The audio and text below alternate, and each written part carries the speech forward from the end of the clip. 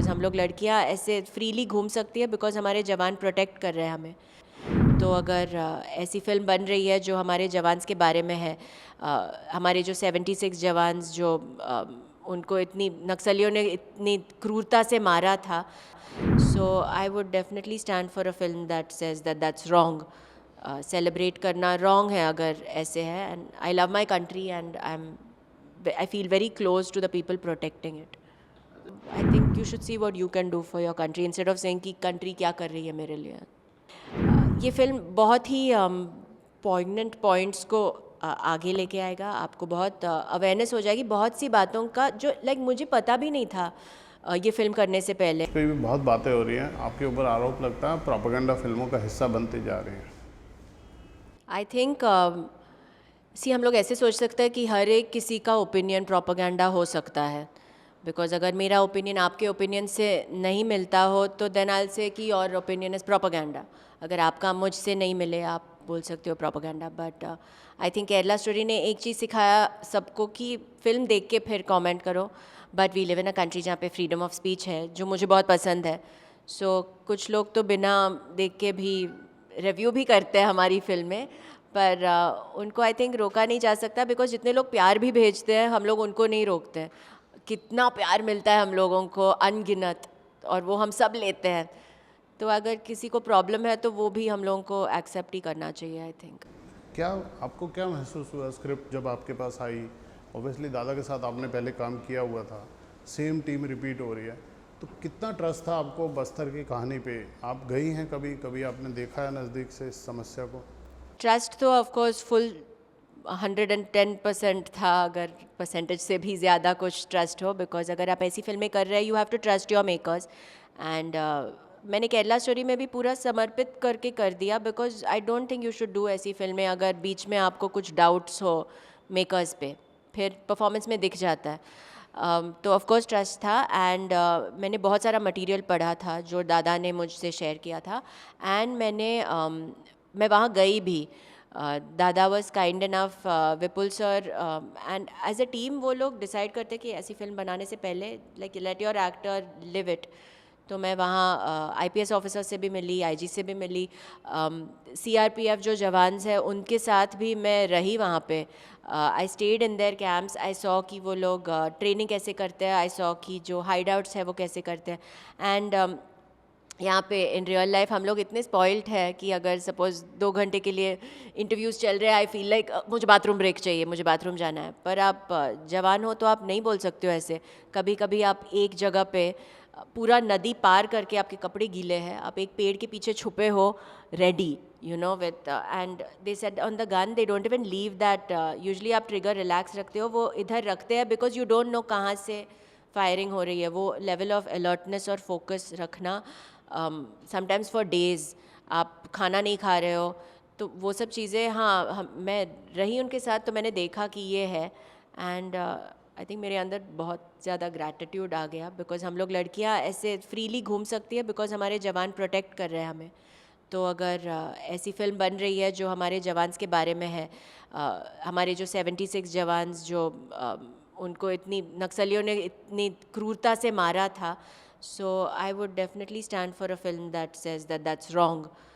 Celebrate करना wrong है अगर ऐसे है, and I love my country and I feel very close to the people protecting it. As a actor वही मैं पूछ रहा हूँ, जब अपना कंफर्ट जोन छोड़ के जब ऐसी जगह पे जाते हो तो क्या और सीखने को मिला आपको? क्या आपको आपको कोई मैसेज देना है देश को या समाज को कि इस समस्या को? पहली बात तो आई होप मैं और अच्छी इंसान मैं बन पाई शायद वहाँ रह के।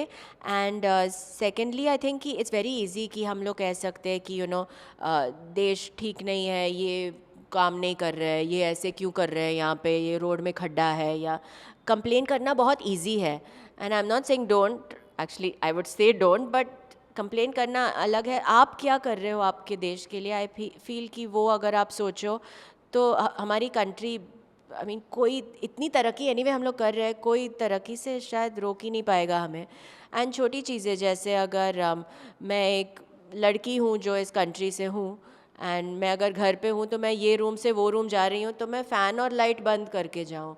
उतना कंट्रीब्यूशन कोई भी कर सकता है अपनी कंट्री के लिए। आई एम नॉट सेइंग कि जो खोदा हुआ है रास्ता मैं उसको भर दूँ, वो पॉट होल्स है, पर जो मैं कर रही हूँ, जो सब मैं कर सकती हूँ अपने कंट्री के लिए। तो आई थिंक छोटी चीज़ें लाइक दिस ओनली। तो what do you think you can do for your country? If everyone starts thinking of one thing जो वो अपने लेवल पे अपने कंट्री के लिए कंट्रीब्यूट कर सकते हैं, बिकॉज हम सबको अपने देश से बहुत प्यार है। Everyone loves their country, so I think you should see what you can do for your country instead of saying कि कंट्री क्या कर रही है मेरे लिए। इसमें जो आपके किरदार का गुस्सा है, जो पुलिस वाले का गुस्सा है, आप लोगों ने बाकायदा जेएनयू बोल के डायलॉग वगैरह सब ओपनली बोला है।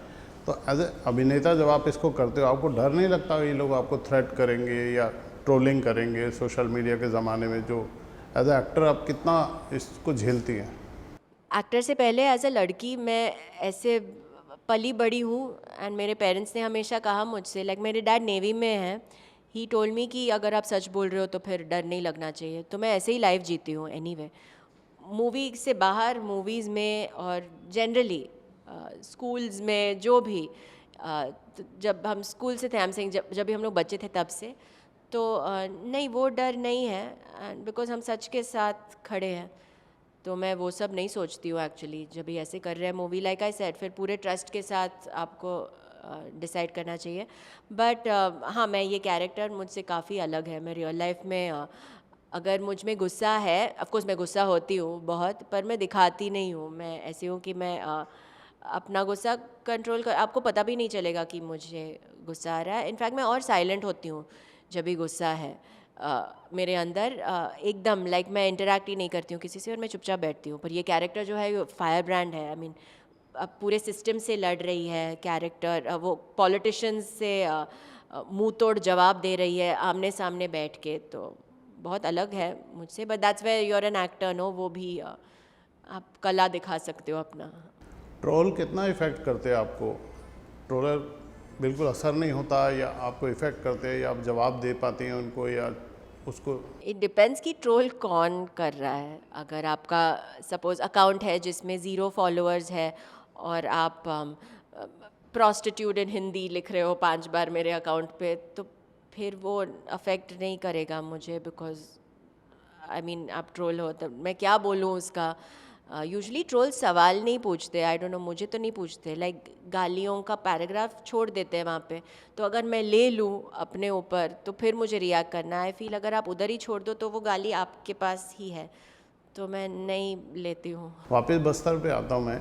आपके हिसाब से समस्या कैसे एड्रेस होनी चाहिए? क्या कहना है आपका देश के पॉलिटिशियन से या पुलिस से जो वहाँ अपनी जानें दे रहे हैं, या नक्सलाइट से जो वहाँ लड़ रहे हैं? आपके हिसाब से प्रॉब्लम कैसे ख़त्म होगी? पहले तो आई डोंट थिंक कि आई हैव द अथॉरिटी कि मैं पर्सनली कहूँ कि इसको यहाँ भेज के वो हाँ, नो, आई डोंट थिंक कि मुझे इतना हक है।